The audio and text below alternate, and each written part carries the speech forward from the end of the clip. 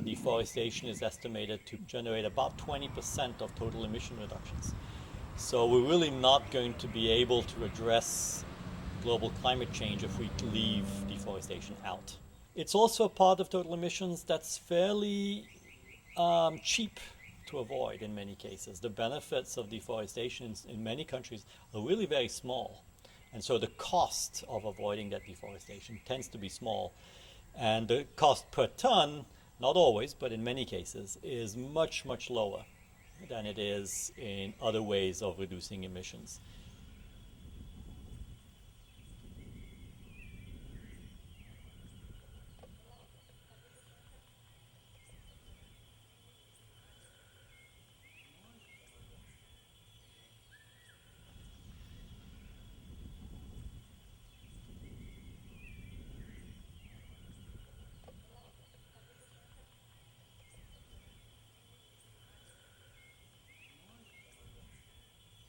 If we look at the main services that PES normally tries to address, they are water services, biodiversity, and carbon.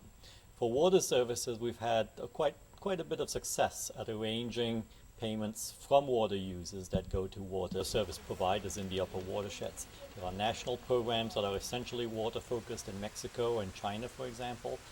And we have a very large number of watershed scale programs throughout the world, particularly in Latin America, but throughout the world. Now, an important aspect of those, though, is that they tend to be very narrowly focused spatially. Only the area of a watershed that feeds into the water intake of a water user will be of interest to that water user in terms of paying for conservation. And so you have a pattern where some areas have potentially very high payments and other areas have potentially almost no payments. The amount of payments also varies dramatically from case to case, even because watersheds are very close to each other for the same reason, because downstream in some watersheds you have very large scale users with very high value uses. In other cases you have low value users or even no users. For biodiversity conservation, the problem is much harder. Whereas in water we know who the users are and therefore know who to send the bill to, if you will. For biodiversity, often we simply don't know who the beneficiaries are. A lot of the beneficiaries may well be 20 years down the line. So it's very hard to know who to send the bill to. At one point it was hoped that the pharmaceutical companies, who rely a lot on genetic information for their products, could be a source of financing. But that has proven very disappointing overall. And big international organizations, whether they're public such as GEF or private such as Conservation International, Nature Conservancy, are often not set up to provide long-term funding that PES needs. By and large, payments from these organizations tend to be short-term and so can't really be used for PES. So for biodiversity, we really haven't cracked that nut yet of arranging payments. Carbon is the third big service that ecosystems usually provide. We already have some payment mechanisms that are based on carbon sequestration. There's the clean development mechanism, first of all. There's a fairly active voluntary market. And then there are some individual national markets. So far, they've sort of fallen short of expectations because if you look at the CDM market, for example, it's very limited in terms of the quantities that might be sequestered in this way, and therefore the quantities that might be sold.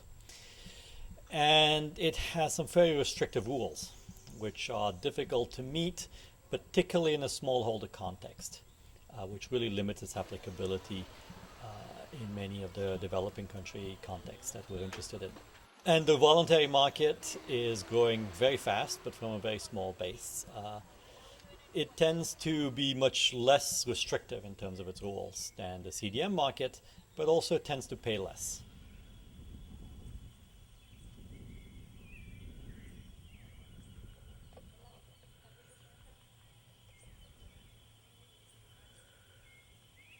REDD would really complement these quite well. REDD is payments for reduced emissions from deforestation or forest degradation in developing countries. And so, whereas the current CDM payments, for example, are purely for planting trees, REDD payments would be to maintain existing trees. And that has lots of attractiveness. For one, maintaining existing trees means maintaining existing ecosystems. And that means having as a side benefit maintaining biodiversity, which we're not really doing when we're reforesting an ecosystem that's already been damaged. It's also economically much more attractive to avoid a problem rather than to fix it later.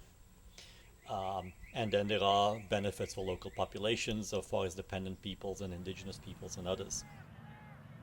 Now, one of the obstacles to inclusion of REDD in any kind of climate agreement is how to make it work. And there's a lot of very legitimate questions about how do you actually prove that there has been avoided deforestation? How do you avoid leakage? How do you make sure that the trees that are not cut today are not cut tomorrow?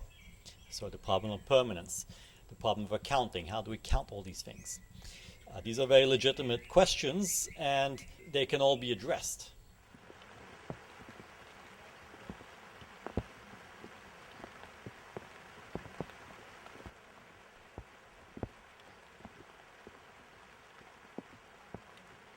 The FCPF is aimed at demonstrating that a REDD market can work through a learning by doing approach.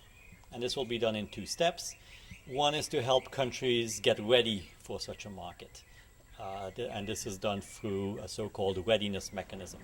If there was a market today for reduced emissions from deforestation, most countries simply wouldn't be able to participate because they don't have sufficient data on their deforestation trends, they don't know how to stop deforestation effectively, they don't have the monitoring system in place to demonstrate that they've avoided deforestation.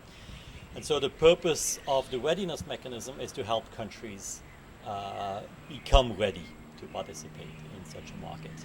And this is done through grants, which will average probably about $3.6 million per participating countries for as long as the money lasts. There was a process by which countries were invited to submit applications, and they were submitted and then considered by the participants committee, not by the World Bank, which then decided who to accept.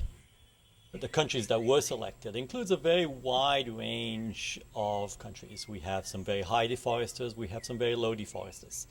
We have some countries with high institutional capacity and some countries with very low institutional capacity.